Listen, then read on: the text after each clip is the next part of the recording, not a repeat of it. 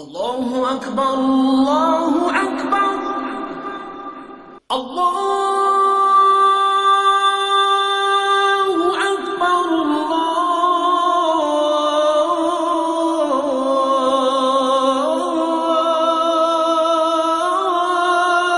الله أكبر. بسم الله الرحمن الرحيم الحمد لله وحده والصلاة والسلام على من لا نبي بعده. Міне Аллаға шүкір, біздің мынау алып лайнеріміз Сауд Арабиясының Ямбо деп аталатын порттық қаласына келіп тоқтады.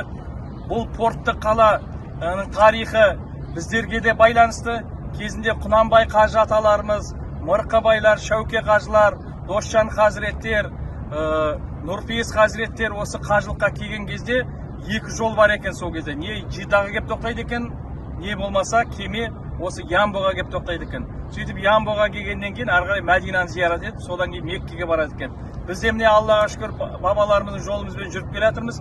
Бүгін Алла нәсіп етсе Ямбодан нұрлы Мәдинаға барамыз. Пайғамбарымыз Мұхаммед алейхиссаламның қабірін зиярат етіп, сіздер үшін де салауат айтамыз иншалла. Міне осындай сапар баршаңызға да бұйырсын.